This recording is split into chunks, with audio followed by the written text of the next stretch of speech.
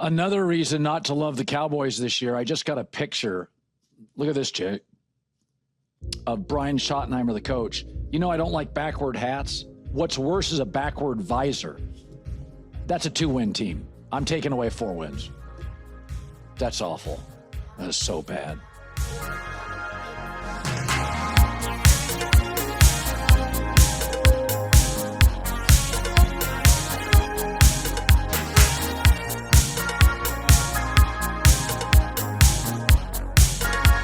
How about them Cowboys?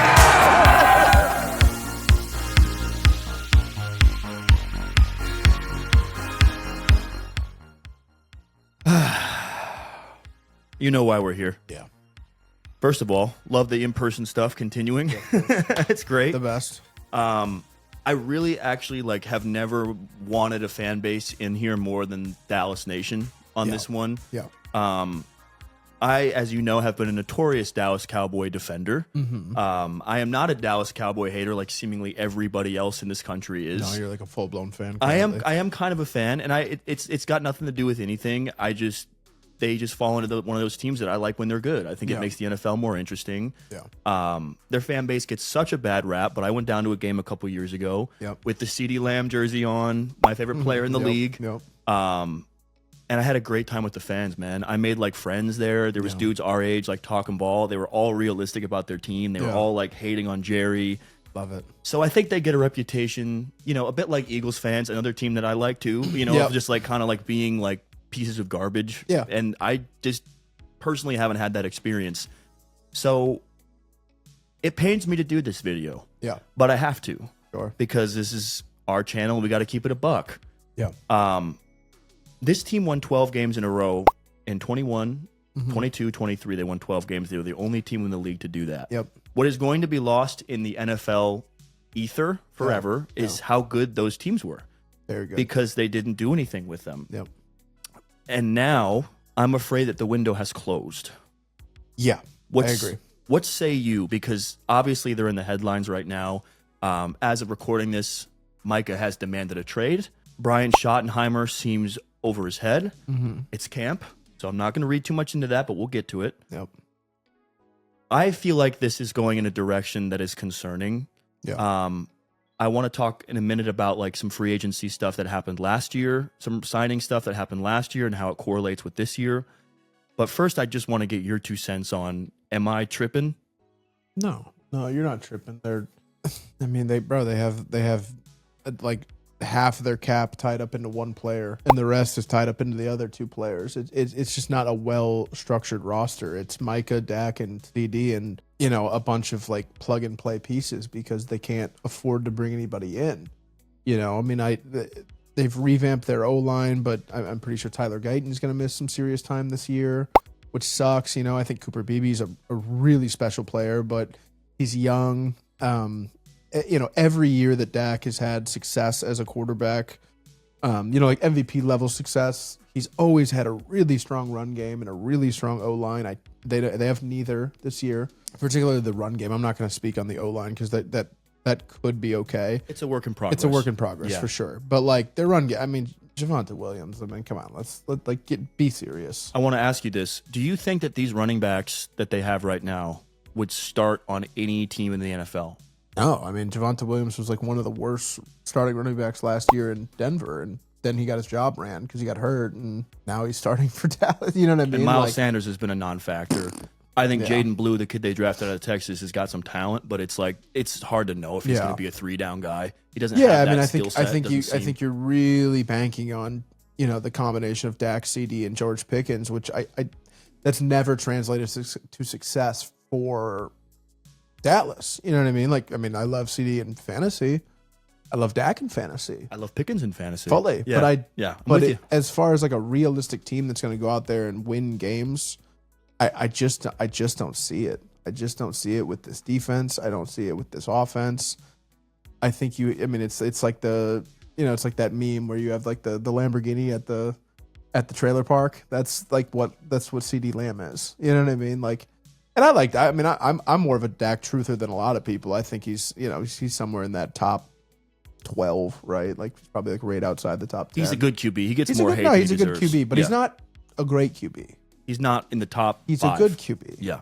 You know what I mean? So it's like I don't know, man. It's hard to watch Jerry burn this thing down just out of old age. He's just a little out of touch now. Well, we've been talking a lot in the news media and podcast land and everywhere about the Epstein files. I'm hoping they release the files just in case Jerry Jones is on it, so he will have to step down. Because I just suspect he's on there somewhere. Yeah, he just has that vibe, you know. Yeah. Was it Jamie Foxx he was talking to, where he was like talking about like 8.5 inches or something like that, and everyone was like, "What is going on here?" Weird. I think he's got dementia. Maybe I think he does too. And like the thing is go like to Turks and Caicos. Like, get out of here now. I totally agree. And I speak into the future a little bit when I say they have, you know, all their money wrapped up, because Micah's going to get paid.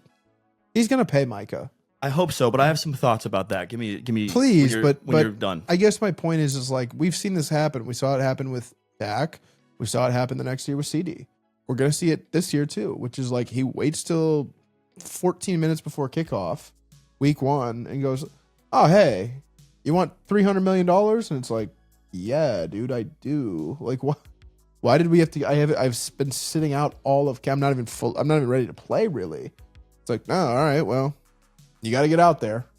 Yeah, here's your contract. It's like, well, why did you do this?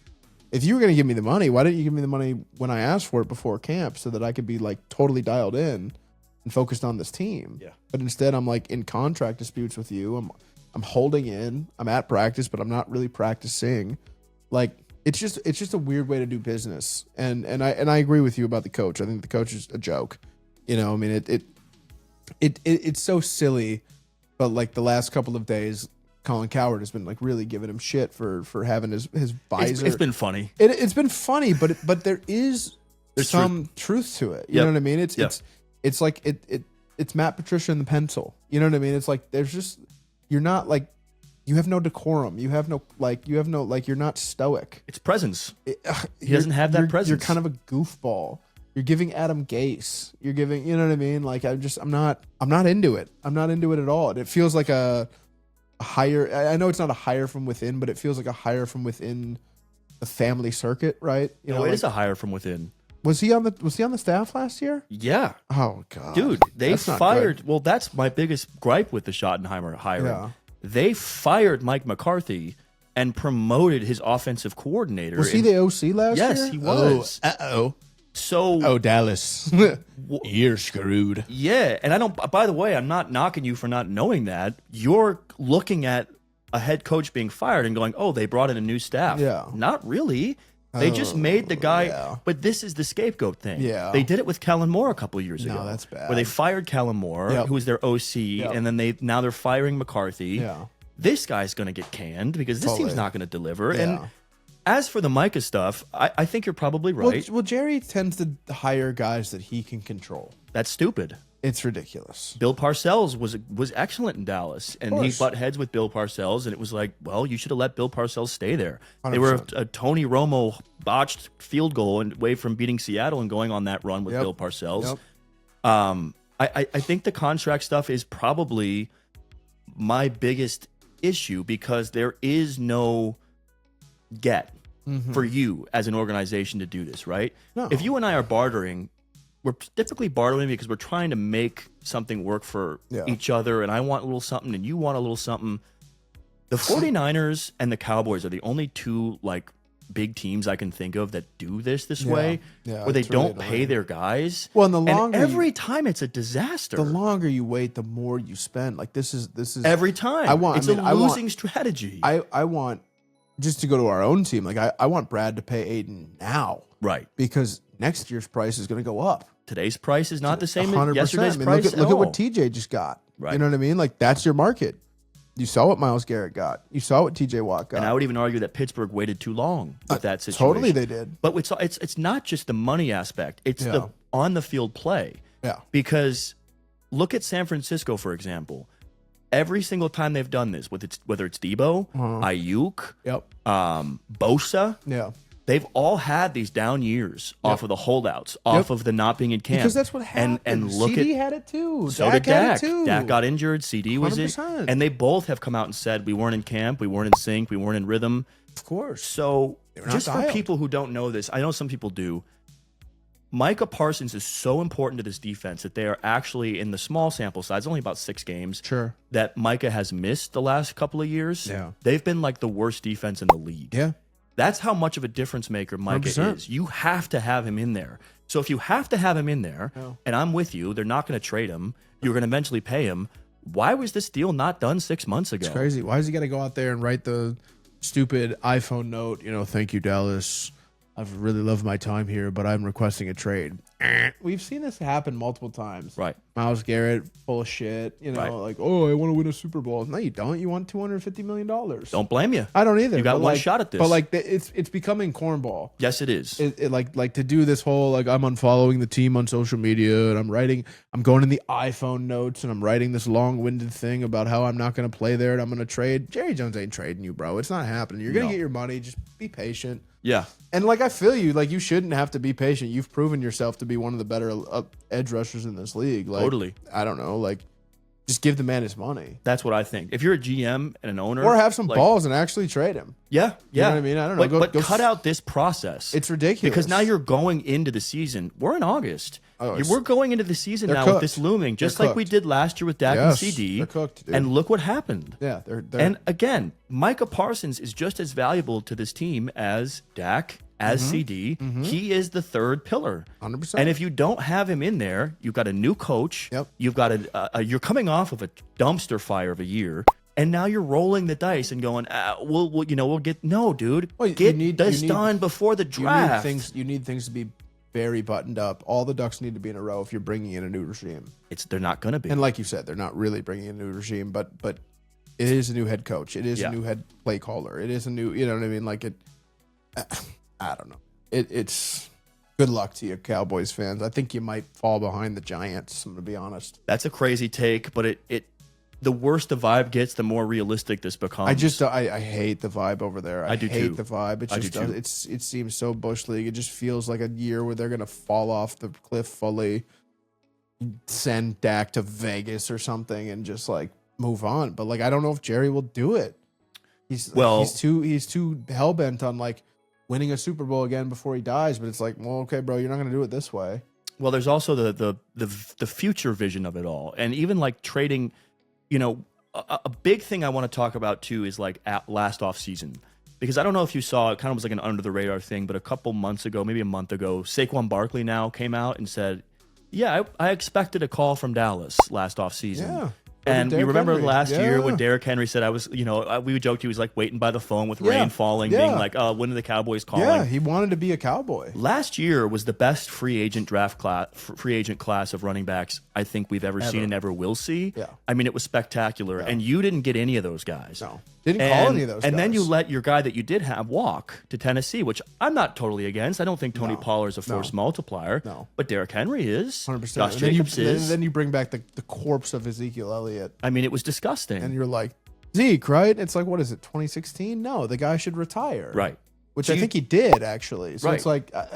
so you don't bring any of those guys in who's actually going to help Dak do what Dak can do. Didn't even bring in like Devin Singletary. No, or DeAndre Swift, Yeah, or one of these none other of the- kind of none like of these- B-tier guys. Nobody. Yeah. But you trade for Pickens this year. Yeah. And look, personally, like just being honest, Oh, like, don't forget about giving up a third rounder for Mungo? Mungo last year. Jonathan Mingo? Yeah. Horrible. Unbelievable. Horrible. And Trey Lance, they gave up a third for Trey. Oh yeah, don't forget about So Trey third Lance. round picks we don't care on about. the Chargers now. Right, and he's never going to play as a starter his whole life. And you brought in Milton this year to be Trey Lance, so you brought in Milton anyway. So it's like, what was the point? If Musical chairs. Trey Lance, Joe Milton, Trey Lance, like trades only, I guess we're doing. But the other part of it is when you look big picture, like for next year moving on, George Pickens is in a contract year. So you gave up draft capital to bring in George Pickens, which, by the way, I like. You had to bring in somebody else to be there with CeeDee, and you and I are big George Pickens truthers. Yeah, 100%. That boy can play. I know he's a little definitely can. crazy, but he can ball. But do their games? I guess that's my other thing. It's like, do their games even complement each other? Right? I think It's like, so. I think their games do, but I'm a little bit worried I about guess, the. do they complement each other? Is my bigger thing. I mean, CeeDee is the best player, so Yes. don't get it twisted.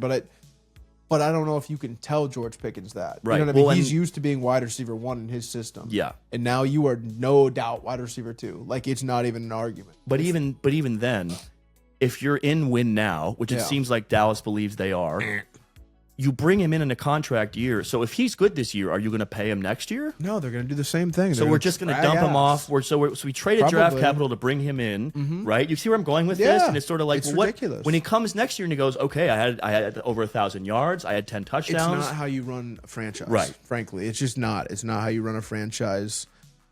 Jerry should be ashamed of himself. Frankly, his son should be ashamed of himself for not nutting up and telling dad to kick rocks. Right. Like this whole like family Succession affair. style. No, I mean literally it's starting to feel like the Bus family. You know, where you're just like, dude, this is not it. You guys feel cash poor. You guys have lost it. Like you've it lost ain't the your 90s edge. no more. Yeah, 100%. And we're like far away from we're 30 years removed from the 90s. Like you can't keep holding on to that glory anymore. And that's okay. We've had 2 dynasties since then. 3 really if you count the Niners. And you had a dynasty. So I want to know where Cowboys fans are, because I feel like from Jerry's perspective, be content with what you did and pass it on to somebody else and go count your money on Turks and Caicos. Yeah. Well, you know, a gorgeous woman rubs your shoulders and puts coconut oil on your head. Like, I don't know. It's just like I won. I'm 95 years old. That easy. I can't walk anymore, basically. And like, I'm a billionaire. Yeah. And I won 3 Super Bowls. Kiss my ass. Totally.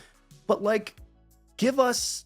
If he would have left in like 2006, we'd view him as the greatest owner of all time. Easily, man. Easily. And it's every year we get further and farther away. So, look, man, I got nothing else. I want so badly to get in there with Cowboy Nation and be like, I've picked them in past years, as you know.